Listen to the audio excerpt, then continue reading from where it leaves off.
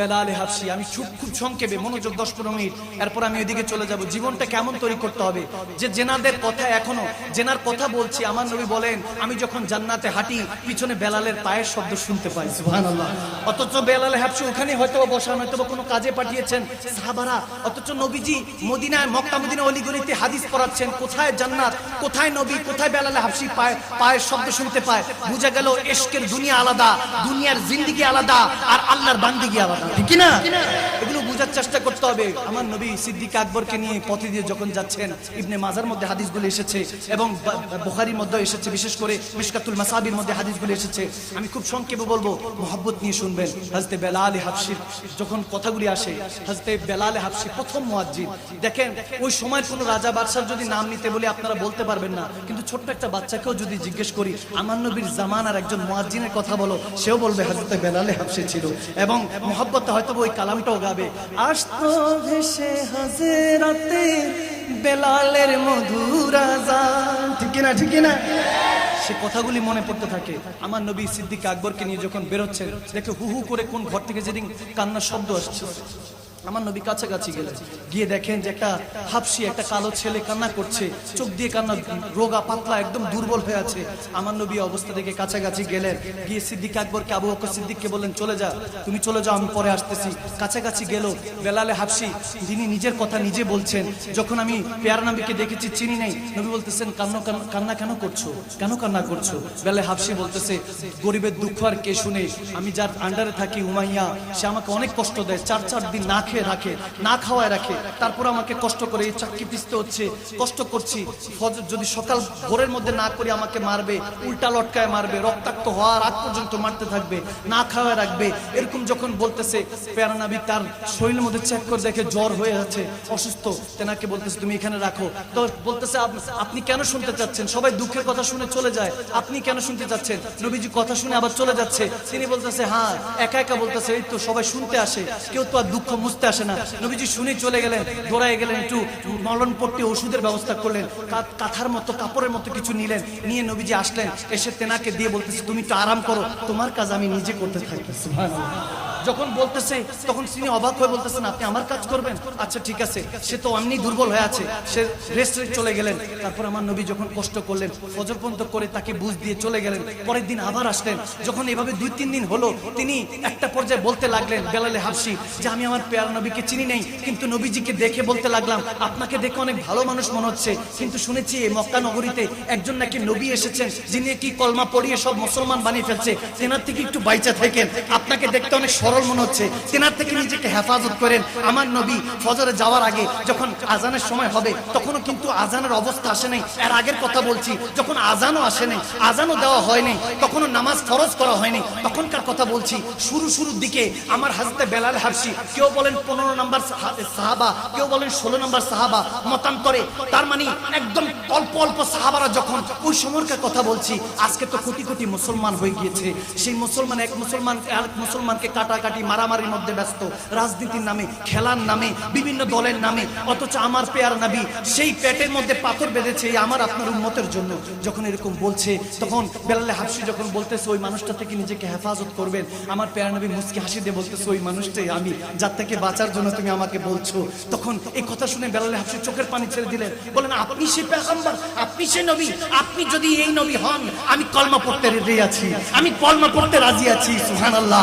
সে ওই অবস্থায় হযরত বেলালে হাবশি কলমা পড়ে মুসলমান হয়ে গেল। এখন মুসলমান তো হয়েছে, এখন কাফের তো ছাড়ে না, উমাইয়া তো ছাড়ে না। উমাইয়া অনেক কষ্ট দিচ্ছে, বারবার কষ্ট দিচ্ছে। বালুর মধ্যে, উত্তপ্ত আরবের বালুর মধ্যে চাল রাখলে ভাত হয়ে যাবে, এত গরম, এত গরম বালুর মধ্যে রেখে পাথর চাপা দিত, চাবুক মারতো, এদিক দিয়ে চাবুক মারতো, বেলালে হাবশি ওদিক দিয়ে মুস্কি হাসি দিত।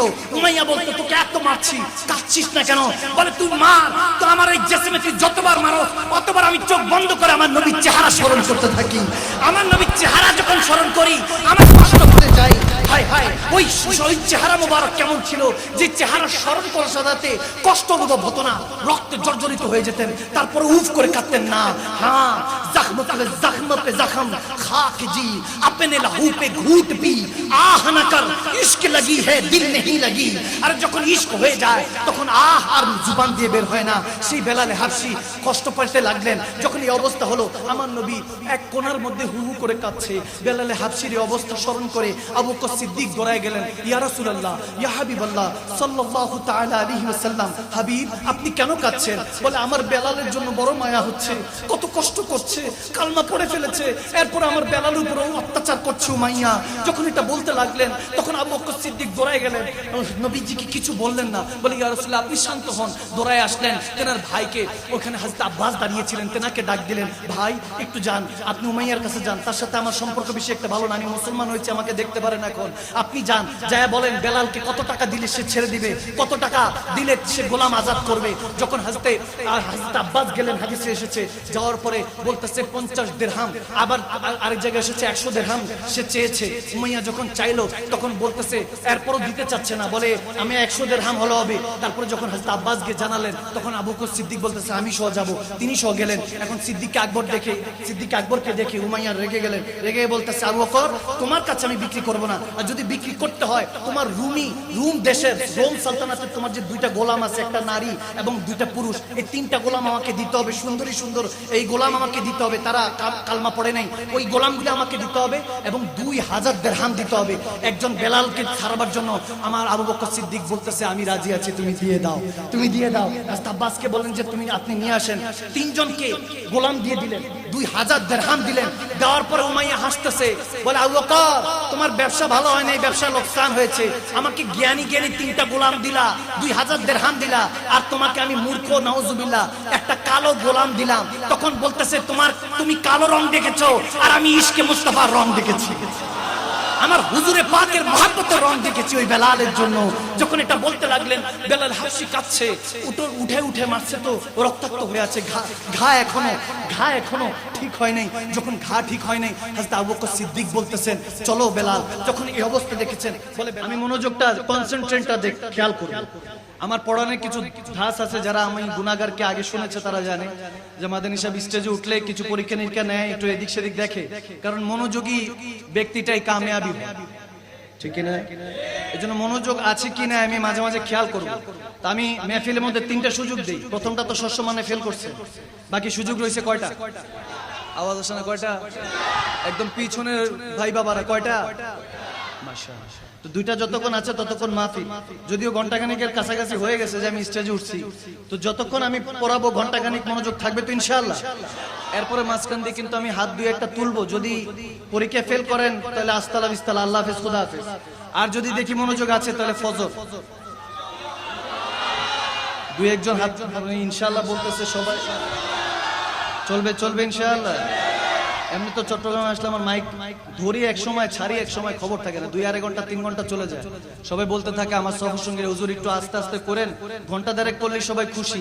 আমি বললাম যে ঘন্টা 2.5 কি করব, এখানে আসলে আশেকদেরকে দেখলে মাসুক খুশি, আবার মাসুকদেরকে দেখলে আশেক খুশি, ঠিক কিনা? এই জন্য হাল বেহাল হতে পারে, সে পর্যন্ত থাকা যাবে ইনশাআল্লাহ। আল্লাহ তাবারক ওয়া তাআলা সকলের হাজিরাকে কবুল করুক, আমিন বলেন।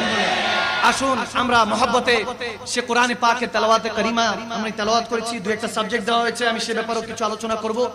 শানে রিসালাত মুহাম্মদ সাল্লাল্লাহু আলাইহি সাল্লাম সম্পর্কে আমরা জানার চেষ্টা করব। আল্লাহ তাবারক ওয়া তাআলা 6664 আয়াতের ওসিলাতে একটা কিতাব আমাদেরকে দিয়েছেন, কিতাবটার নাম কি? আল কোরআন। কোরআন মিনিং অর্থ হলো পড়ো এবং পড়াও। আমরা পড়িও না পড়াইও না, এজন্য খালি ঝগড়া ফাসাদ। স্টেজে উঠেই দেখা যায় একজনের সমালোচনায় ব্যস্ত থাকি, কিন্তু অথচ ভুলে গিয়েছি একটা আঙ্গুল আরেকজনকে দিলে 4টা আঙ্গুল আমার নিজের দিকে। আমরা সবাই পাপী, নিজের পাপের বাটখারা দিয়ে অন্যের পাপ মাপি, ঠিক না? এজন্য নিজেকে বাদ দিতে হবে কোরআন দ্বারা। এই 6666 আয়াত দ্বারা আপনাকে পরিবর্তন করতে হবে। রব্বে করিম সূরাতুল ফাতিহা থেকে সূরাতুন নাস পর্যন্ত, আলহামদু থেকে ওয়ান নাস পর্যন্ত আমাদেরকে যে সিলেবাস দিয়েছে, এই সিলেবাসটা বেশি কিছু লাগবে না। আপনি যদি 2টা সূরা ডেইলি পড়েন, 2টা সূরা লাগবে না। যদি আলহামদু সূরা পড়েন, সূরা ফাতিহা পড়েন, যদি সেটা বুঝে পড়েন, খোদার ইজ্জতের কসম 7 আয়াত সূরার আলহামদু থেকে ওয়ালা দাল্লিন পর্যন্ত 7 আয়াত, যেটা 5 ওয়াক্ত নামাজের মধ্যে আমরা প্রতি রাকাতে পড়ি, এক রাকাতের মিস করার কোনো সুযোগ নেই। সূরা ফাতিহা ছাড়া নামাজ আদায় হবে না। রব্বে করিমকে জিজ্ঞেস করতে লাগলাম, আল্লাহ এই সিস্টেম কেন রেখেছো? বলে আমি বান্দার জন্য, আমার রাহমাতুল লিল আলামিনের উম্মতের জন্য, এর জন্য বেশি নিয়ামত রেখেছি, কারণ আমি নবীকে ভালোবাসি, নবী উম্মতকে ভালোবাসে, এজন্য নবীর জন্য, আমার নবীর উম্মতের জন্য স্পেশাল রেখেছি। 7 আয়াত আগে রেখেছি সূরা ফাতিহায়। সে যখন সূরা ফাতিহা তেলাওয়াত করে, কোরআন তেলাওয়াত করে, রুকু সিজদায় যাবে, যখন সুবহানা রাব্বিয়াল আলা পড়বে, আগে নাক তারপর কপাল লাগাবে, বলতে দেরি নেই, মিনহা খলাকনাকুম, জমিন থেকে যখন সাদা আসবে, আওয়াজ আসবে, আমি জানিয়ে দিব যে জাহান্নামের 7 আগুন ওই বান্দার জন্য আমি হারাম করে দিয়েছি। সুবহানাল্লাহ। বরকতটা রেখেছে কে? আরো জোরে পড়ে না কে? তাহলে বুঝে পড়তে হবে, কি করতে হবে? আমি দেখছিলাম যখন এখানে আমাদের হাসান রাজা হুজুর, কাজী হুজুর পড়াচ্ছেন, কেউ বাম দিক থেকে কথা বলে, কেউ ডান দিক থেকে, কেউ এদিক থেকে আসে, ওদিক থেকে আসে। আদিনী কুল্লে আদত, আদব রাখতে হবে। এই মাহফিল রাত গেই বাদ গেই, কিন্তু একটা আশিকের রাসূল, একটা বান্দার জুবান দিয়ে শুধু সুবহানাল্লাহ বের হলে আমরা সবাই জান্নাতে যেতে পারি। শুধু রব্বে করিম একটা বান্দার দিল যদি দেখে, আমার রব যখন দেখে, কসম করে বলছি, না কপাল দেখে না পকেট দেখে, যখনই দেখে বান্দার রুহের দিকে, মনের দিকে দেখে, দেখে কার মাথা ঝুঁকার আগে মনটা ঝুঁকে গিয়েছে, সেই বান্দাকে আমার রব তালাশ করে, আমার রব্বে করিম তালাশ করে। তখন গিয়ে আমার রব রাহমাতুল লিল আলামিনকে বলতে থাকে, ও হাবিব একটু তাকান না, এই তো সেই আমার বান্দা, যে বান্দা আপনাকেও ভালোবাসে, আমাকেও ভালোবাসে, এই বান্দাকে আপনি কবরে ভুলেন না, আমি হাসরে ভুলবো না। সুবহানাল্লাহ। কি বুঝেন? বুঝার চেষ্টা করুন। টাইমস আপ, টাইমস আপ, আগেই বলছি, সময় শেষ। দাজ্জালের ফিতনা, এখন সালতানাতে ইহুদি চলছে, ইহুদি নাসারাদের সালতানাত চলছে, এখন আর মুসলমানদের সালতানাত নেই। একটা সময় আমরা এই মুসলমানরাই সারা পৃথিবী লিড দিয়েছি, এখন আর এগুলো নেই। এখন আমাদের মুসলমানদের আওলাদরা ইহুদি নাসারাদের কান্ট্রিতে গিয়ে বদলা দেয়, জায়গা জমিন বিক্রি করে রেমিটেন্সের যোদ্ধারা পাড়ি জমায়, বাপ মরে যায়, মা মরে যায়, দেখা যায় স্ত্রী মরে যায়, অসুস্থ বাচ্চা সন্তান, ভাই বোন, বিয়ে শাদী, এটা সেটা কত কিছু হয়, কিন্তু বিদেশে পড়ে আছে, ঈদ নাই, ফিতর নাই, আযা নাই, চলে থাকে, পড়ে থাকে, শুধু পরিবারের মুখে এক ফোঁটা হাসি তোলাবার জন্য, এক ফোঁটা মুখে হাসি ফুটাবার জন্য এভাবেই জীবন যাপন পালন করছে বর্তমান সমাজ। আমরা টাকা পয়সা দুনিয়াদারির মধ্যে এমন ভাবে ইহুদি নাসারা ডুবিয়ে দিয়েছে, পুরুষ মানুষ ইনকাম করে, মহিলা মানুষ কসমেটিক্স এগুলোর নামে খরচ করে। আপনি রমাদানের মধ্যে আল হক বলুন, হক কথা তিতা লাগতে পারে, যার ভালো লাগবে থেকে যাবেন, যার ভালো লাগবে না চলে যাবেন। আমি সওদা দিতে এসেছি, যদি ভালো লাগে খরিদ করে নিয়ে যাবেন, বাসায় নিয়ে মনের এই আলমারিতে রেখে দিবেন, মনের কুটিরিতে রেখে দিবেন, যার ভালো লাগবে না দিয়ে দিবেন। আগামী কালকে আরেক মাহফিল, যেখানে আর সওদা পাবো, আশিকের রাসূল পাবো, সওদা বিক্রি করে দিব। ঝগড়াঝাটির দরকার, আওয়াজ দেন, ঝগড়াঝাটির দরকার। আমি কারো ব্যাপারে আগেও বলি না, পরেও বলি না, কারণ আমার হিসাব হলো আশরাফুল মাখলুকাত, ব্রেন আছে, কে ভালো কে খারাপ বুঝার মতো এখনো জ্ঞান আছে, সবার জ্ঞান আছে মাশাআল্লাহ, আল্লাহ ওই জ্ঞান দিয়ে দিয়েছে। এখন তো ছোট্ট বাচ্চা, পয়দা না হইতে আম্মু মোবাইল দিলে এটা সেটা, হ্যাঁ মোবাইল দিলে তারপরে যায়, তারপরে মুখের মধ্যে খাবার ঢুকে, অথচ আমাদের ঘুম থেকে উঠিয়ে এখনকার আল্ট্রা মা বোনরা যারা আছে, দেখা যায় যে উঠিয়ে আল্লাহ রসুলের নাম নাই, A for apple, B for ball, C for cat, কুত্তা বিলাই শিখায়, ঠিক কিনা? A for apple, B for ball, apple আর বল খামু না খেলমু, এটাই তো বুঝি না। অথচ ছিল আলিফ তাল্লা বা তে বাইতুল্লাহ, আগে আল্লাহ তারপর তেনার ঘর, ঠিক কিনা? কত সুন্দর ছিল সূরা তেলাওয়াত, কারণ কোরআন তেলাওয়াত হতো, আমরা ছোটবেলায় শুনতে শুনতে যেতাম। এখন এগুলো সব রাত গেই বাদ গেই, কেন? ওই যে জুবান দিয়ে বলি নুরানি, কিন্তু ভিতরে কাফের বসে আছে। আমাদেরকে এক হতে হবে। যুবকরা বলে, হুজুর আমরা তাফারুক চাই না, বিশৃঙ্খলা চাই না, আমরা আল্লাহ রাসূলের সেই প্রেমময় কথাগুলি শুনতে চাই, যেগুলো শুনলে আমাদের দিলের দুনিয়া, রুহের দুনিয়া আবাদ হয়ে যাবে, ঠিক না? আমাদেরকে এক হতে হবে মুসলমান, আকীদার সাথে হুজুরে পাককে চেহারা দেখাতে হবে কবরে গেলে। কসম করে বলছি, এই আজকে আপনি মারা যান, আগামী কালকে আপনাকে কেউ আপনার ঘরে রাখবে না, কিন্তু আপনি কবরে যেতে দেরি হবে না, রাহমাতুল লিল আলামিন আপনাকে ওয়েলকাম জানাতে দেরি হবে না।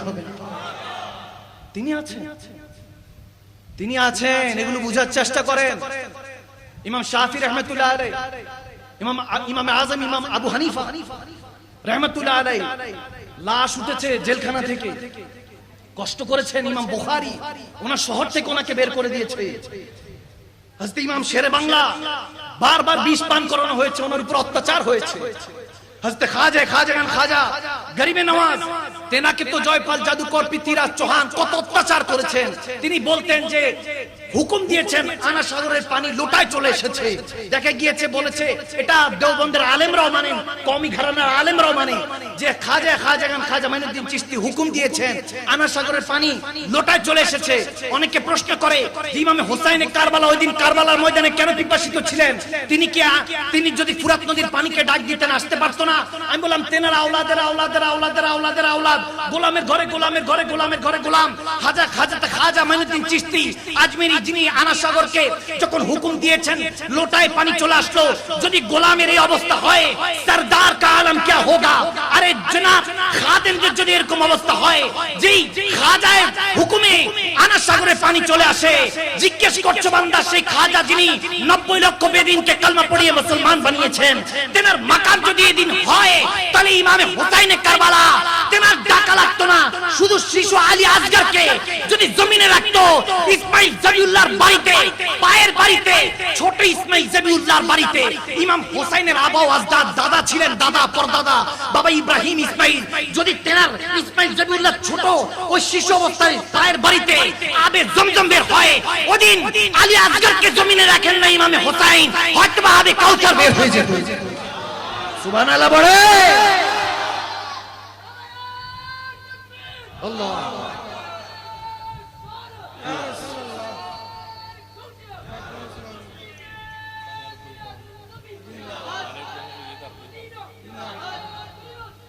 যালিকাল কিতাবু লা রাইবা ফীহি হুদাল লিল মুত্তাকিন। কোরআনে পাকে রব্বে করিম জানে আমরা আপনারা যে কোরআন নিয়ে ঝগড়া করব, আছে কি নাই? আওয়াজ দেন, আছে কি নাই? আমি প্রায় জায়গার মধ্যে শুরুটা বুঝাবার চেষ্টা করি, কারণ আমরা শুরুটা বুঝার চেষ্টা করি না, বিদায় শেষ পর্যন্ত বুঝে আসে না। কোরআন থেকেই সব ঝগড়া। আপনি তুলে দেখেন, তেনারাও কোরআন থেকে দলিল দেয় আমরা কাফের, আমরা মুশরিক, আমরা সেটা এটা, আমরাও দলিল দেই তেনারা সেটা, তেনারা ওটা।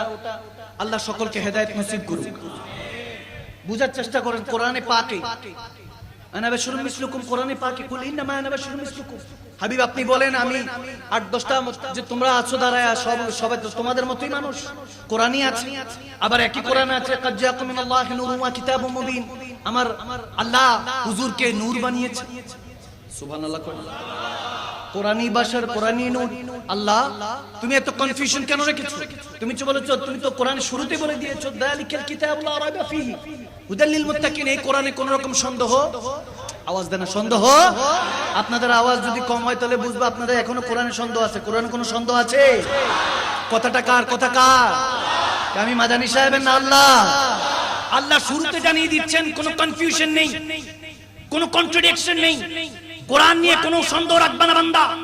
হুদাল লিল মুত্তাকিন, মুত্তাকিন বান্দাদের কাছে যাওয়ার জন্য হুকুম দিয়েছেন।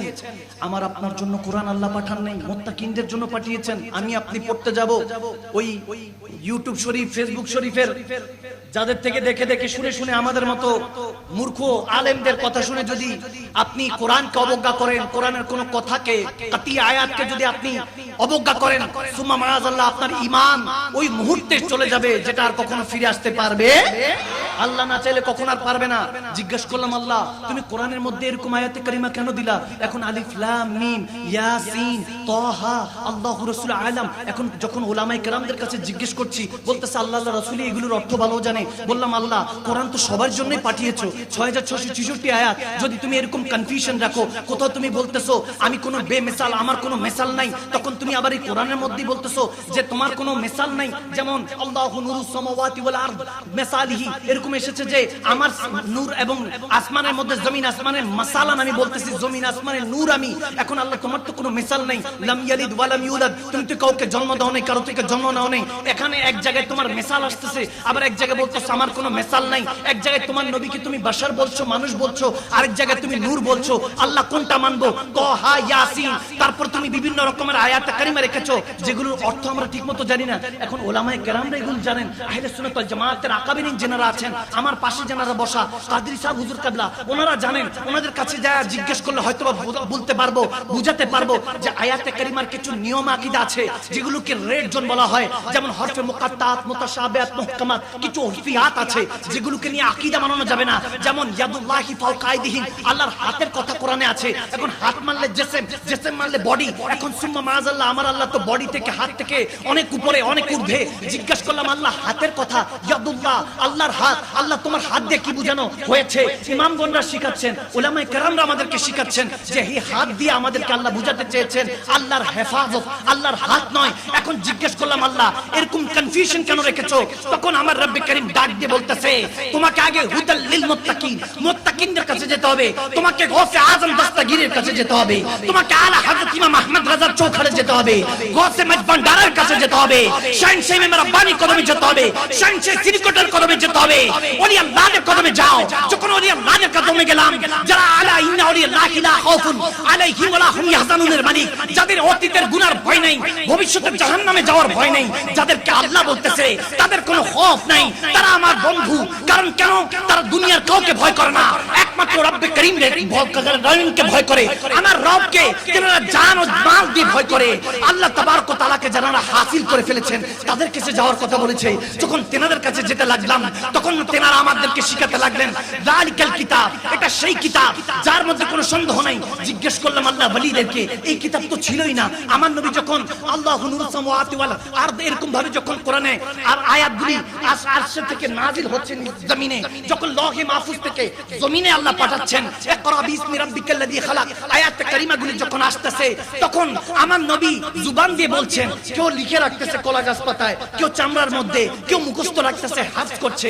আমার নবীর পর্দার পরে, ইন্তেকালের পরে, জাহিরি পর্দার পরে যখন হুকুম দিলেন আবু বকর সিদ্দিক, তেনার হুকুমে হযরত ওসমান গনি শেরে খুদা আলী সহ হাফেজ কোরআনরা এটা একত্রিত করেছে, 4 খাতা করা হয়েছে কিতাব, তারপরে এটা সারা পৃথিবীতে ছড়ানো হয়েছে। এর আগে তো কিতাব ছিলই না।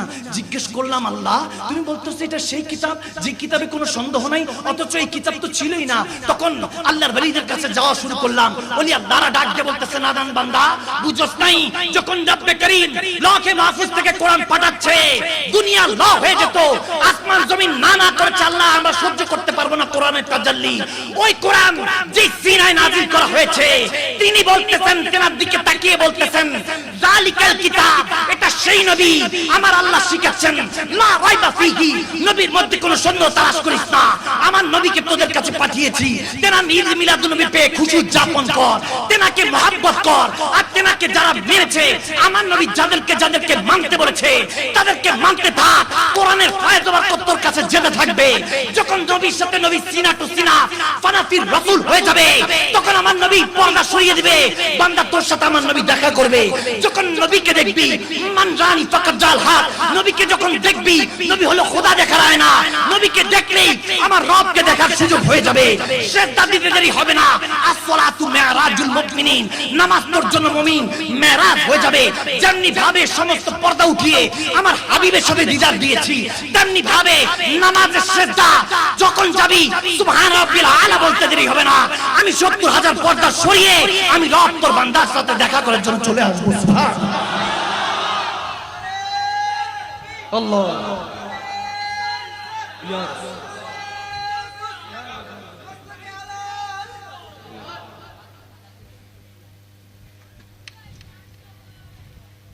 কষ্ট হচ্ছে, আওয়াজও মনে হয় কষ্ট হচ্ছে, পিছনে মানুষ গালি দিচ্ছেন না তো? ক্লিয়ার? শুরুটা বুঝে গেলে শেষটা বুঝিয়ে দিবেন কে? সে নবীর হইতে হবে, একটাই কাজ। অনেকে বলতে থাকেন এত নবী নবী কেন করেন? আমি মাঝে মাঝে বলি ছোড় ইয়ার তুই সমঝেগা নি, বাদ দে ভাই, তুই বুঝবি, আওয়াজ দে না, তুই বুঝবি। আমরা এই জন্য করি সন্তানের মায়ের প্রতি একটু মায়াটা বেশি থাকে। তো বাবা অনেকটা আল্লাহর সুন্নতে থাকে, মা অনেকটা নবীর সুন্নতে থাকে, ঠিক কিনা? আল্লাহ তাবারক ওয়া তাআলা এইভাবেই সমস্ত কিছু সাজিয়েছেন, গুছিয়েছেন। আপনাকে এগুলো বুঝতে হবে, খুঁজতে হবে। আপনি নবীকে যদি না ভালোবাসেন তাহলে আপনি কাকে ভালোবাসেন? যে নবী এই মুহূর্তে আপনার জন্য রাব্বি হাবলু উম্মতি বলে কাঁদছে। দেখেন, আপনাদের কষ্ট না হলে আমি কিছু হাদিসে মুবারাকা তেলাওয়াত করব। আপনাদের কি কষ্ট হচ্ছে বাবা? চলবে নাকি মোটামুটি ঘন্টাখানিক? আমি তো খেয়ালই করিনি, 12টা 20-এ উঠছি, এখন তো 1:40। 20-25 মিনিট তো আমি স্টেজে বসা, কারণ হুজুর খেতাবাত করেছেন। এর মধ্যে এখন প্রায় 1:45-র কাছাকাছি। কি ছেড়ে দিব না চলবে? আমি কিন্তু এখনো ওয়াজ শুরু করিনি। চলবে বললে কিন্তু ফজর পর্যন্ত বসা রাখবো। আসুনি আসুনি, কে কে নাই দেখি হাত তুলেন। মনোযোগ আছে আছে না? ঠিক আছে, তাহলে পড়ায় মজা আছে, ঠিক না? হযরত বেলাল রাদিয়াল্লাহু তাআলা ইসলামের প্রথম আওয়াজ দেন, প্রথম মুয়াজ্জিন। হ্যাঁ, প্রথম মুয়াজ্জিন। হ্যাঁ বাবা, ফজর নামাজও পড়বে ইনশাআল্লাহ। কারণ সাহাবায়ে রাসূলদের আকীদাত আমরা ভুলে গিয়েছি, তাজকিরা ভুলে গিয়েছি। যখন সাহাবায়ে রাসূলদের তাজকিরা হবে, আলোচনা হবে, সাহাবায়ে রাসূলদের ত্যাগ তিতিক্ষার কথা, স্যাক্রিফাইস কোরবানির কথা আলোচনা হবে, দেখবেন দিলটা মদিনার আয়না হয়ে যাবে, ঠিক না? হযরত বেলাল হাবশী রাদিয়াল্লাহু তাআলা তেনার ইসলামের যে কন্ট্রিবিউশন, ওনার যে কন্ট্রিবিউশন, যে ইসলামের প্রতি যে ওনার খেদমত, এটা যদি যতবারই হাদিসগুলি পড়েছি ততবার ফিদা হয়ে গিয়েছি। হযরত বেলাল হাবশী, আজকে আমার টপিক যেগুলো দিয়েছে আমি সব সম্পর্কে আলোচনা করব, কিন্তু আমার সাহাবায়ে রাসূলদের কথা আমি সবসময় সব মাহফিলে আমার সাহাবায়ে রাসূলদের কিছু কিছু আলোচনা রাখার চেষ্টা করি। কারণ নবীর আসল যারা সাচ্চা প্রেমিক ছিলেন তেনারা সাহাবায়ে রাসূল ছিলেন, ঠিক কিনা? ঠিক কিনা?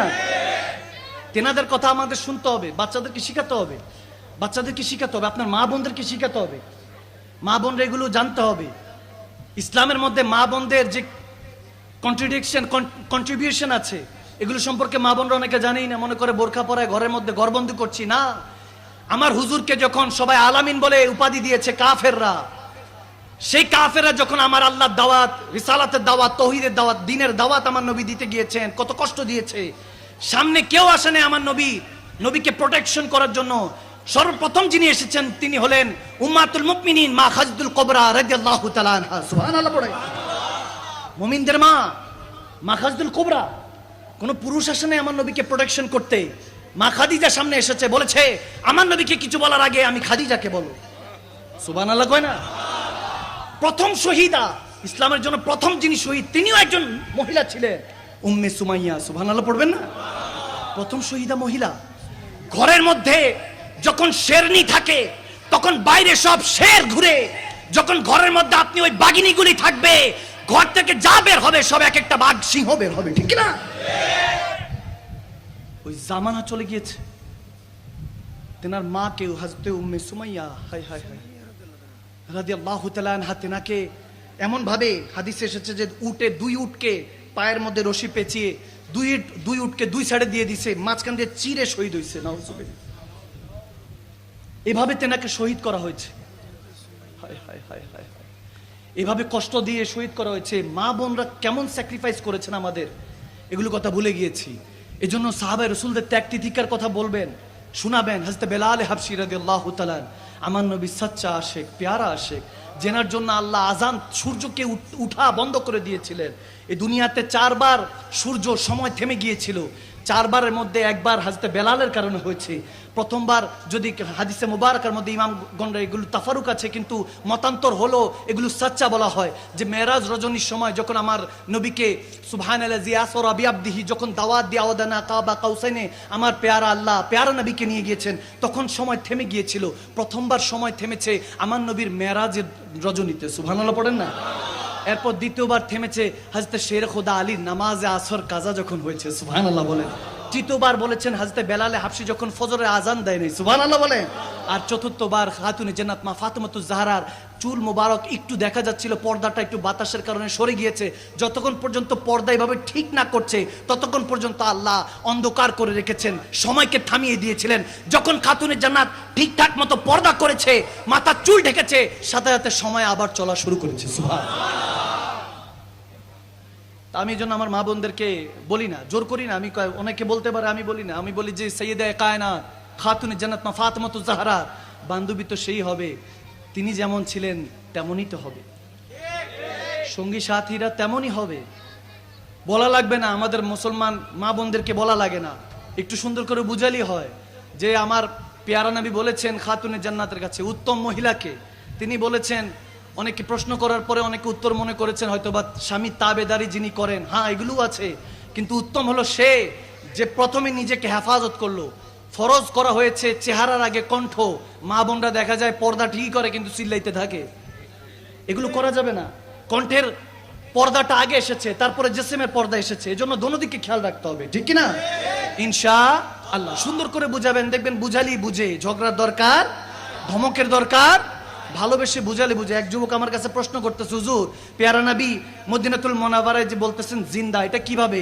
আমার মন মানতেছে না, আকল মানতেছে না। আমি বললাম আকল মানতেছে না, তোমার নবী কবরে কিভাবে জিন্দা? বলে গ্যাস যায় না, অক্সিজেন যায় না, কিভাবে কবরে একজন জিন্দা হতে পারে? আমি বললাম তোমার আকল কি শহীদরা যে জিন্দা এটা মানে? বলে হ্যাঁ এটা মানে, কারণ নবী রাসূলরা বলেছেন, বিশেষ করে কোরআনে এসেছে শহীদরা জিন্দা, ওটা আমি মানি। আমি বললাম কোরআন তোমাকে শিখাচ্ছে যে শহীদরা জিন্দা, তুমি শহীদদের একজনের কবর যদি খুঁড়ো এরপর যদি উঠাও, ওই শহীদ কি তোমার সাথে কথা বলবে? বলে না না। তাই আমি বললাম তো তুমি বলতেছো যে তোমার সায়েন্স, তোমার আকল মানতেছে না, তোমার ব্রেন মানতেছে না, তোমার বুদ্ধির দিমাগ মানছে না, আমাকে বলো, তুমি বলো যখন তুমি মায়ের পেটে ছিলা 9 মাস 10 দিন, 10 মাস 10 দিন, তুমি জিন্দা ছিলে না মুর্দা? তখন বলছো হুজুর আমি জিন্দা ছিলাম।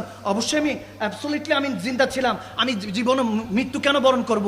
আমাকে মেডিকেল সায়েন্স বলছে জীবিত ছিলাম। আমি বললাম তুমি মায়ের পেটে কিভাবে জীবিত ছিলা? 70টা পর্দার ভিতরে ছিলা, একটা পর্দা যদি ফেটে যায়, তোমাকে সার্জারি করে, দুনিয়াতে বাচ্চার যদি কোনোভাবে মায়ের পেটের একটা পর্দা সরে যায়, তাড়াতাড়ি সার্জারি করে আনতে হয়, তাড়াতাড়ি পেট কেটে ওই সন্তানটাকে বের করতে হয়। কেন? বলতেছে ওই 70টা পর্দার ভিতরে তুমি ওই পানির মধ্যে কিভাবে ডুব দিয়ে জিন্দা ছিলা?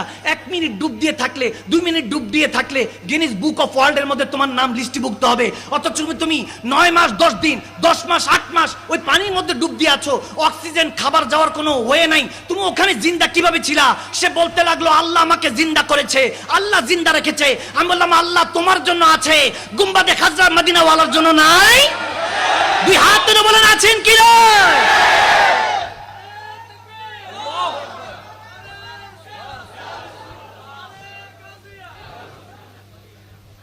মাশাআল্লাহ মাশাআল্লাহ। তো যখন বলতেছি তখন তার চেহারা চেঞ্জ হয়ে গেল। আমি বললাম এটা আকলের বিষয় না, এটা মনের বিষয়। নবী জিন্দা না মুর্দা এটা আকলের বিষয় না, এটা মনের বিষয়, ইমানের বিষয়, ঠিক কি না? তো ভাইয়ের আমার, রাত অনেক হয়ে গিয়েছে, আমি লেট করব না। আমাকে কমিটি থেকে জানানো হয়েছে এটা আবাসিক এলাকা, মেবি আমরা ওই জজবায় কথাবার্তা বা আলেমী দিনরা, আমরা সুন্নি মুসলমান একটু জজবায় চলে যাই, এই জন্য পেয়ারা নবীর নাম নিলে ভিতরের মধ্যে দাউ দাউ করে উঠে আগুনটা, ইশকের আগুনটা দাউ দাউ করে উঠে। আবার যখন ওলামায়ে কেরামদেরকে সাথে পাই তখন মনে হয় যেন রসুলে পাকের সিংহরা যেহেতু আছে, সিংহর বাচ্চারাও তো আছে, আওয়াজ দেয় না, ঠিক কিনা?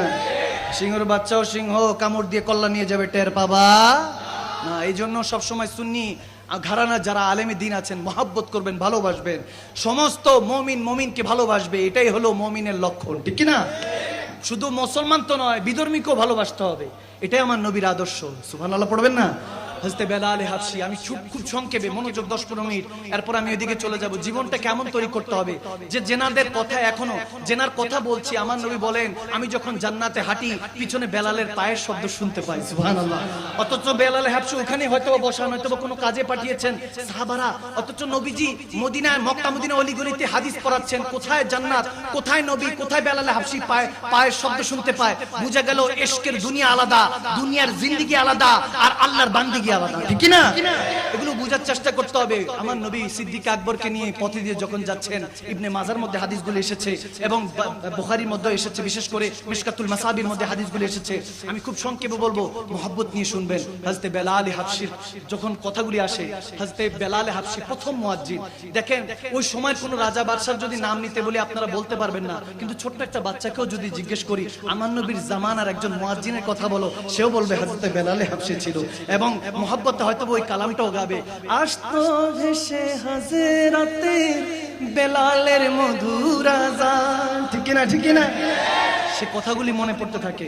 আমার নবী সিদ্দিক আকবরকে নিয়ে যখন বেরোচ্ছেন, দেখে হু হু করে কোন ঘর থেকে যেদিন কান্নার শব্দ আসছে, আমার নবী কাছাকাছি গেলেন, গিয়ে দেখেন যে একটা হাবশি, একটা কালো ছেলে কান্না করছে, চোখ দিয়ে কান্না, রোগা পাতলা, একদম দুর্বল হয়ে আছে।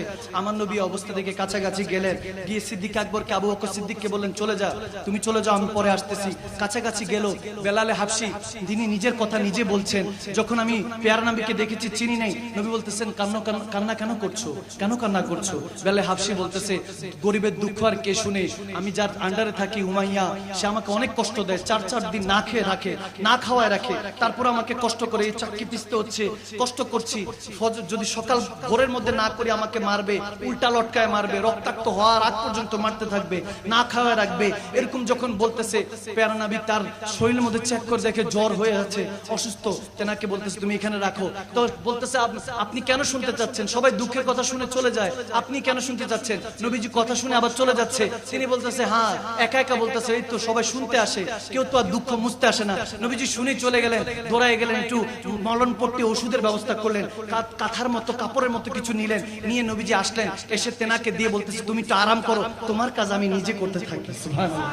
যখন বলতেছে তখন তিনি অবাক হয়ে বলতেছেন, আপনি আমার কাজ করবেন? আচ্ছা ঠিক আছে, সে তো এমনি দুর্বল হয়ে আছে, সে রেস্ট চলে গেলেন। তারপর আমার নবী যখন কষ্ট করলেন, ফজর পর্যন্ত করে তাকে বুঝ দিয়ে চলে গেলেন। পরের দিন আবার আসলেন, যখন এভাবে 2-3 দিন হলো, তিনি একটা পর্যায়ে বলতে লাগলেন বেলালে হাবশি যে, আমি আমার পেয়ারা নবীকে চিনি নেই, কিন্তু নবীজিকে দেখে বলতে লাগলাম, আপনাকে দেখে অনেক ভালো মানুষ মনে হচ্ছে, কিন্তু শুনেছি এই মক্কা নগরীতে একজন নাকি নবী এসেছেন, যিনি কি কলমা পড়িয়ে সব মুসলমান বানিয়ে ফেলছে, তেনার থেকে একটু বাইচা থাকেন, আপনাকে দেখতে অনেক সরল মনে হচ্ছে, তেনার থেকে নিজেকে হেফাজত করেন। আমার নবী ফজরে যাওয়ার আগে যখন আজানের সময় হবে, তখনও কিন্তু আজানের অবস্থা আসে নাই, এর আগের কথা বলছি, যখন আজানও আসে নাই, আজানও দেওয়া হয় নাই, তখনও নামাজ ফরজ করা হয়নি, তখনকার কথা বলছি। শুরুর দিকে আমার হযরতে বেলাল হাবশি, কেউ বলেন 15 নম্বর সাহাবা, কেউ বলেন 16 নম্বর সাহাবা, মতান্তরে, তার মানে একদম অল্প অল্প সাহাবারা যখন, ওই সময়কার কথা বলছি। আজকে তো কোটি কোটি মুসলমান হয়ে গিয়েছে, সেই মুসলমান এক মুসলমানকে কাটাকাটি মারামারির মধ্যে ব্যস্ত, রাজনীতির নামে, খেলার নামে, বিভিন্ন দলের নামে, অথচ আমার পেয়ার নবী সেই পেটের মধ্যে পাথর বেঁধেছে আমার আপনার উম্মতের জন্য। যখন এরকম বলছে, তখন বেলালে হাবশি যখন বলতেছে ওই মানুষটা থেকে নিজেকে হেফাজত করবেন, আমার পেয়ার নবী মুস্কি হাসি দিয়ে বলতেছে, ওই মানুষটাই আমি, যার থেকে বাঁচার জন্য তুমি আমাকে বলছো। তখন এই কথা শুনে বেলালে হাবশি চোখের পানি ছেড়ে দিলেন, বলেন, আপনি সেই পেগম্বর, আপনি সেই নবী, আপনি যদি এই নবী হন, আমি কলমা পড়তে রেডি আছি, আমি কলমা পড়তে রাজি আছি। সুবহানাল্লাহ। সে ওই অবস্থায় হযরত বেলালে হাবশি কলমা পড়ে মুসলমান হয়ে গেল। এখন মুসলমান তো হয়েছে, এখন কাফের তো ছাড়ে না, উমাইয়া তো ছাড়ে না, উমাইয়া অনেক কষ্ট দিচ্ছে, বারবার কষ্ট দিচ্ছে। বালুর মধ্যে, উত্তপ্ত আরবের বালুর মধ্যে চাল রাখলে ভাত হয়ে যাবে, এত গরম বালুর মধ্যে রেখে পাথর চাপা দিত, চাবুক মারতো, এদিক দিয়ে চাবুক মারতো, বেলালে হাবশি ওদিক দিয়ে মুস্কি হাসি দিত। উমাইয়া বলতো, তোকে এত মারছি, কাঁদছিস না কেন? বলে, তুই মার, তো আমার এই জিসমে তুই যতবার মারো, অতবার আমি চোখ বন্ধ করে আমার নবীর চেহারা স্মরণ করতে থাকি। আমার নবীর চেহারা যখন স্মরণ করি, আমার কষ্ট করে যাই। হায় হায়, ওই চেহারা মোবারক কেমন ছিল, যে চেহারা স্মরণ করার সাথে কষ্ট অনুভব হতো না, রক্তে জর্জরিত হয়ে যেতেন, তারপরে উফ করে কাঁদতেন না। হ্যাঁ, জখম পে জখম খাক জি, আপনে লহু পে ঘুট পি, আহ না কর, ইশক লাগি है দিল नहीं लगी। আর যখন ইশক হয়ে যায়, তখন আহ আর জুবান দিয়ে বের হয় না। সেই বেলালে হাবশি কষ্ট পেতে লাগলেন। যখন এই অবস্থা হলো, আমার নবী এক কোণার মধ্যে হু হু করে কাঁদছে।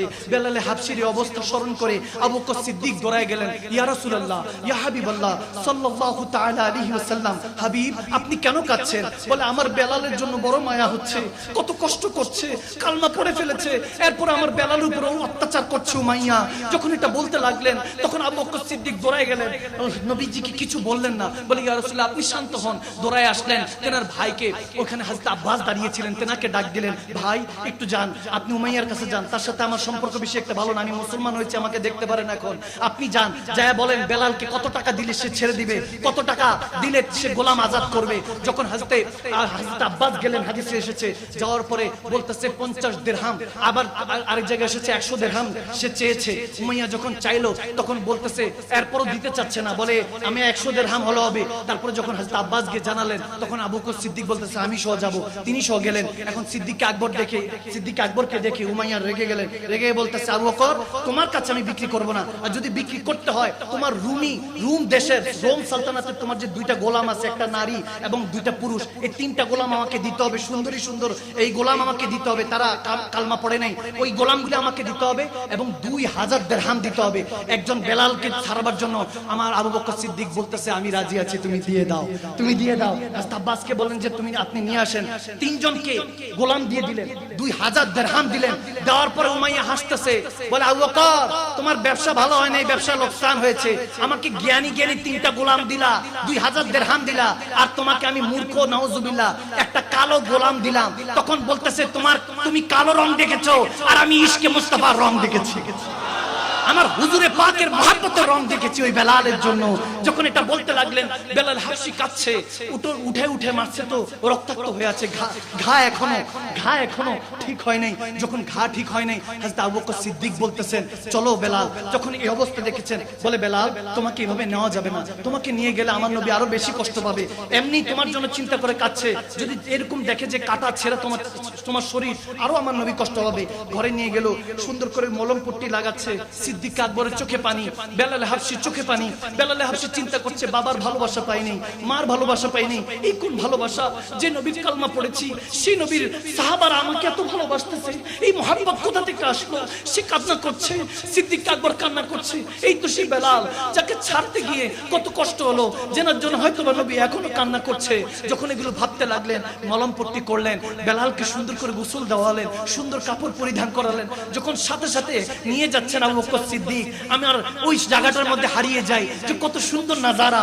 যখন বেলালে হাবশি, সমস্ত শ্রেষ্ঠ পৃথিবীতে যত মুয়াজ্জিন আছে, আমার নবী বলেন সমস্ত মুয়াজ্জিন ওদিন বেলালে হাবশির নেতৃত্বে জান্নাতে প্রবেশ করবে, সুবহানাল্লাহ।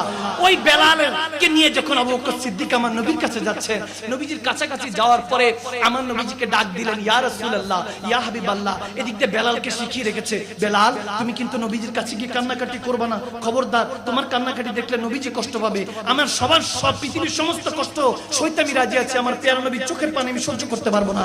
বেলাল নিজেকে কন্ট্রোল করলেন, কাছাকাছি গেলেন।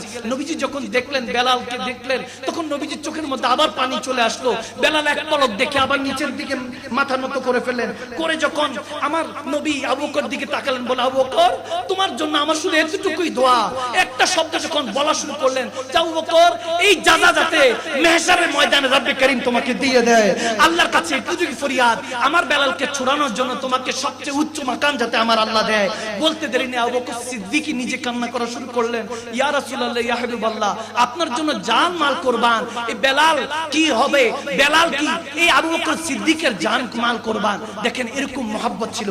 বেলালে হাবশি বলেন, ইয়া রাসূলুল্লাহ, আমার কি হুকুম, কি করতে পারি? বলে বেলাল আমার সাথে থাকবি, আমার কাছে থাকবি, তুই এখন থেকে আমার পার্সোনাল সেক্রেটারি, আমার সাথে থাকবি। যেভাবে বলি আমি তাবলীগের কাজ, দ্বীনের কাজ, সুন্নিয়তের কাজ করব, আমি আহলে সুন্নাত ফেলাবো, ইসলামের দাওয়াতের কাজ করব, তুমি ঘরের দিকে খেয়াল রাখবা। তখনও পর্দা ফরজ হয়নি মা বোনদের। তখন আমার রাসূল পাক দয়াল নবী রাহমাতুল্লাহ আলামিন মা খাদিজাতুল কুবরাকে রাদিয়াল্লাহু তাআলা আনহাকে ডাক দিয়ে বলেন, দেখো বেলাল এসেছে, একটু মেহমান এসেছে, তুমি একটা খাবারের ব্যবস্থা করো। খাদিজাতুল কুবরা বলেন, কে?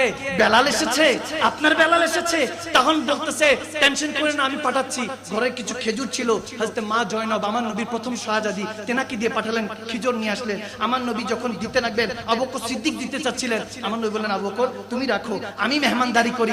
তখন বেলাল আবার কান্না করছেন, যাহা আমার প্যারা নবী আমার মেহমানদারি করছে, এখানে আমাকে উমাইয়া এত মারতো, আর নবী আমাকে এত দাম দিয়ে কিনে এনে এই কালো বেলালের মধ্যে কি পেল আমি বুঝতেছি না। হায় হায়, সেই নবী কেমন প্যারা নবী, আপনার আমার নবী, যিনি এখনো রব্বি হাবলুম উম্মতি বলে মদিনাতুল মুনাওয়ারায় কান্না করছেন যে আমার গুনাহগার উম্মতকে আল্লাহ তুমি ক্ষমা করে দিও। সেই নবী একমাত্র আপনাকে আমাকে ভালোবাসে, সেই রাব আমাকে আপনাকে শুধু ভালোবাসে, দুনিয়ার কেউ আপনাকে ভালোবাসে না। যতক্ষণ পকেটের মধ্যে ফুলুস আছে আপনার নামে ততক্ষণ জুলুস হবে, খোদার ইজ্জতের কসম। ফুলুস শেষ, ক্ষমতা শেষ, বিছানায় পড়ে যাবেন। এই দুনিয়ার মানুষ আপনাকে নাকে টিপ দিয়ে চাইবে, আল্লাহ তোমার বান্দা তুমি নিয়ে যাও, হয়তোবা মারা গেলে আপনাকে টিপ দিয়ে গর্ত দিয়ে দিবে, ওই গর্তটার নামই কবর। অথচ আমার আপনার জন্য রব্বি কারীম এখন এই সুন্নিয়তের রাস্তা, ইসলামের রাস্তাটা খোলা রেখেছে। রাত হয়ে যাবে, রাত পাড়ি দিয়ে দিব, আগামীকাল কে বাঁচি কে মরি জানি না, কিন্তু আজকে থেকে যদি ওয়াদা করে উঠতে পারি বাঁচবো আমার নবীর জন্য, জিন্দা থাকবো আমার নবীর জন্য, যদি মরতে হয় নবীর জন্য, আল্লাহর জন্য জিন্দেগি এবং বান্দিগি চাবো, শাহাদাত চাইবো, তাহলে দেখবেন আপনার দিলে দুনিয়াটা আবাদ হয়ে গিয়েছে। বেলালে হাবশী ভাবে খেদমত করতে লাগলেন। এমন হয়েছে, এমন হাদিস এসেছে, মা খাদিজাতুল কুবরা যখন কাজ করতেন, বেলালে হাবশী সব কাজ শেষ করে এসে বলতেন, আম্মা কোনো কি কাজ আছে আমি বেলালের জন্য? বলে বেলাল কাজ সব শেষ, কিন্তু একটা একটা করে খোঁজ নিতেন, রুটি চাকা হয়েছে, রুটির চাকা কি ঘুরানো হয়েছে? বলে হ্যাঁ। বলে কি বকরির দুধ কি বার করা হয়েছে? বলে হ্যাঁ হয়েছে। ঘর কি ঝাড়ু দেওয়া হয়েছে? বলে হয়েছে। একটা একটা করে আমরা তো একটু খেদমত করলেই শুধু চিন্তা করি যে কোনোভাবে কি বাঁচা যায় কিনা, অথচ বেলাল নিজ থেকে খেদমত করতে চাইতেন, হয়রান হয়ে যেতেন, তারপর খেদমত করতে চাইতেন। যখন এইভাবে হলো, আমার হিজরতের সময় হলো, আমার খুব সংক্ষেপে বলবা 2-4 মিনিট, খুব গভীর মনোযোগ। হিজরতের রাত, আমার নবী হঠাৎ করে বলতেছেন, বেলাল মক্কা থেকে চলে যেতে হবে, 16 জন সাহাবা আছে, তোমাকে ইমাম নিযুক্ত করলাম, সিপাহ সালার নিযুক্ত করলাম, মদিনায় যাও। বেলাল হাবশী বলেন, ইয়া রাসূলুল্লাহ, ইয়া হাবিবাল্লাহ, গোলাম তো হুকুমের দাস, আপনার বেলাল তো জাস্ট হুকুমের দাস, শুধু এতটুকু বলেন, হাবিব আপনি কি মদিনায় যাবেন, ইয়াসরিবে কি যাবেন? নবী বলেন, তুমি যাও, তুমি নেতৃত্ব দিয়ে সামনে অগ্রসর হও, তাদেরকে এই মুসলমানদেরকে নিরাপদে মদিনায় পৌঁছে দাও, আমি আবু বকর সিদ্দিককে সাথে নিয়ে আসতেছি। সুবহানাল্লাহ।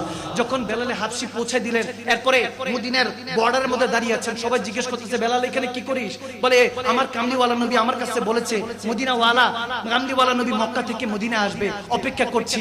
গোলাম তো মনিবের অপেক্ষায় থাকে, এছাড়া কোনো কাজ নাই। যখন কামলিওয়ালা নবী আসলেন, এরকমও হাদিসে আসছে যে আমার নবী, পেয়ারা নবী, রাহমাতুল লিল আলামিন নবী বেলালকে যখন প্রথম আসছেন, তখন নতুন নতুন করে আজানের বিষয়টা আসছে যে ইয়া রাসূলুল্লাহ, ইয়া হাবিবাল্লাহ, কিভাবে আজান দিব? কি আগুন ধরাবো যাতে সবাই বুঝে এখন আজানের নামাজের সময় হয়েছে, নাকি দোল তবলা বা দফ বাজাবো? তখনকার জামানায় দফ ছিল, যেটা দিয়ে তলা আইল বাদরু আলাইনা পড়েছিলেন না নবীর ইস্তেকবালে, যে দফ বাজাবো নাকি আগুন জ্বালাবো, কি করব?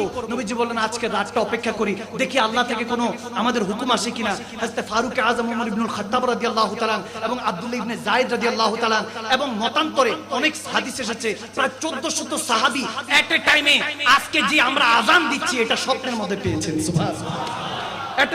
পরের দিন এসে বলতেছি, ইয়া রাসূলুল্লাহ, ইয়া হাবিবাল্লাহ, আল্লাহু আকবার, আল্লাহু আকবার, আল্লাহু আকবার, আল্লাহু আকবার, আশহাদু আল্লা ইলাহা ইল্লাল্লাহ, আশহাদু আল্লা ইলাহা ইল্লাল্লাহ, ওয়া আশহাদু আন্না মুহাম্মাদান রাসূলুল্লাহ, আশহাদু আন্না মুহাম্মাদান রাসূলুল্লাহ। এভাবে যখন বলতেছে, হাইয়া আলাস সালাহ, হাইয়া আলাস সালাহ, হাইয়া আলাল ফালাহ, হাইয়া আলাল ফালাহ, বলতেছি, ইয়া রাসূলুল্লাহ, ইয়া হাবিবাল্লাহ, এই শব্দগুলি একটা টাইমে অনেক সাহাবারা খাদের মধ্যে, স্বপ্নের মধ্যে পেলেন। আমার নবী বলতেছেন, আল্লাহর এই কালামটাই পছন্দ হয়েছে, নামাজের আহ্বান হিসাবে আজকে থেকে সালাতের জন্য এটাই আযান হয়ে গিয়েছে। সুবহানাল্লাহ। সবাই বলতেছে, ইয়া রাসূলুল্লাহ, তাহলে আযান দিবে কে? কে আযান দিবে? আমার নবী বললেন, বেলাল দিবে। প্রথম বলতেছেন বেলাল দিবে।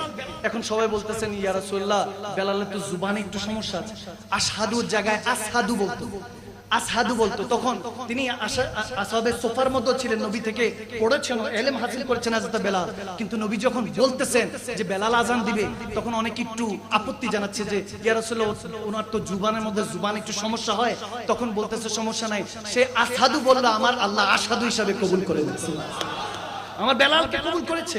তখন বেলালকে বলল, বেলাল যাও মসজিদে নববীর উপরে। এর আগে মসজিদে কুবা তৈরি করা হয়েছে এবং হযরত বেলাল সবচেয়ে বেশি কষ্ট করেছেন।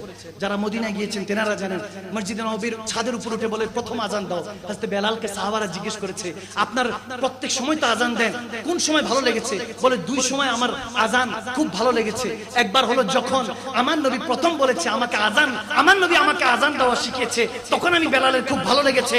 আরেকবার যখন সোয়া লক্ষ সাহাবা নিয়ে আমরা মক্কা বিজয় করেছিলাম এবং সমস্ত কাফেরদের উপর উঠে আমার নবী যখন বলেছেন, কাবার ছাদে উঠো, বেলাল আযান দে, আজকে আল্লাহ আমাদেরকে বিজয় দান করেছে, ধৈর্যের ফসল। বলে, ওই দিন আমি আশহাদু আল্লাহ আর আশহাদু আন্না মুহাম্মদ বলে সবচেয়ে বেশি শান্তি পেয়েছি, শান্তি পেয়েছি। কাফেরদের মাথা যখন ঝুঁকে গিয়েছে, আমার আল্লাহ রাসূলের শান যখন বুলন্দ হয়ে গিয়েছে। সুবহানাল্লাহ।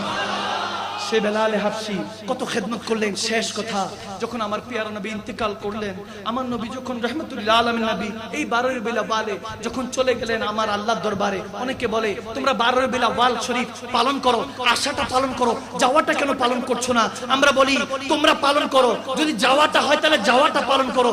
আমরা আশাটার জন্য পালন করি যে আমার নবী যখন এই ঘোড়ায় এসেছেন উম্মতের হেদায়েতের জন্য এসেছেন, আর যখন 12 রবিউল আউয়ালে গিয়েছে শোক পালন করি না, কারণ রাহমাতুল লিল আলামিন যখন রব্বুল আলামিনের দিদারে গিয়েছেন উম্মতের এসেছেন হেদায়েতের জন্য, গিয়েছেন শাফাআতের জন্য। সুবহানাল্লাহ।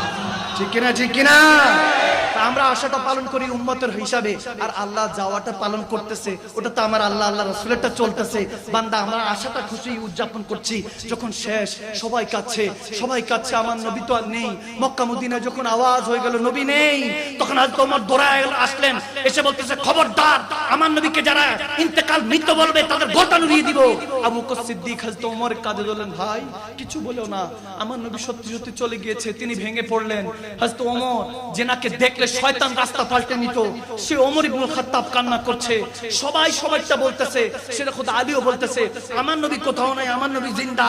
আমার নবীকে আমি যখন কবরে আনবারে শুনিয়েছি মদিনাতুল মুনাওয়ারায়, আমার নবীর জুবান দেখতেছি নড়তেছে। সেটা খোদ আলী বলতেছে, আমি কানটা লাগিয়ে দেখি, ইবনে মাজার মধ্যে হাদিস, কানটা লাগিয়ে দেখি আমার নবী তখনও বলতেছে, রব্বি হাবলি উম্মতি, ওই আল্লাহ মালিক আমার গুনাহগার উম্মতকে ক্ষমা করে দিও। হায় হায়, বলে আমার নবী জিন্দা। এখন এক একজনের হাল যখন বয়ান করতেছে, বেলাল কিছু বলে না, বেলাল চুপচাপ কাঁদছে, বেলাল চুপচাপ কাঁদছে। যখন আজানের ওই দিন নবীকে যখন সবাই শেষ বিদায় দিয়ে চলে আসলো, আসরের আজান দিবে, বেলাল হাবশি বলতেছে, সবাই বলতেছে বেলাল আজান দাও, নবী যেটা শিখিয়ে গিয়েছে তো দায়েম ও কায়েম রাখতে হবে, আজান দাও। ওই দিন ইহুদিরাও কান্না করছে, কাফেররাও কান্না করছে, এক বাচ্চা কান্না করছে। আবু বকর সিদ্দিক বললেন, কেন কান্না করছো? বলে কান্না করতেছি, যিনি চলে গিয়েছেন ওনাকে তো আমরা চিনতাম না, তবে কাছাকাছি গিয়ে চিনতে পারলাম, গভীর রাতে তিনি আমাদের ঘরে খাবার দিয়ে আসতেন, আমরা তো ইহুদি ছিলাম, আমাদের ঘরে খাবার দিয়ে আসতেন, সেই নবী চলে গিয়েছে, এখন যদি মুসলমানরা আমাদের উপর অত্যাচার করে তখন কি হবে? আবার হযরত আলী ওখানে দাঁড়িয়েছিলেন, হযরত আলী আবু বকর সিদ্দিক ইশারা দিলেন, ভাই আপনি বলেন। আবু বকর সিদ্দিক তখন বলতে লাগলেন, সিদ্দিক আকবর তখন বলতে লাগলেন, ঘাবড়ায়ো না, নবীর জামানায় যেমন ছিল আমার জামানায়, আমাদের মুসলমানদের জামানায় তোমরা তেমন থাকবা। সুবহানাল্লাহ।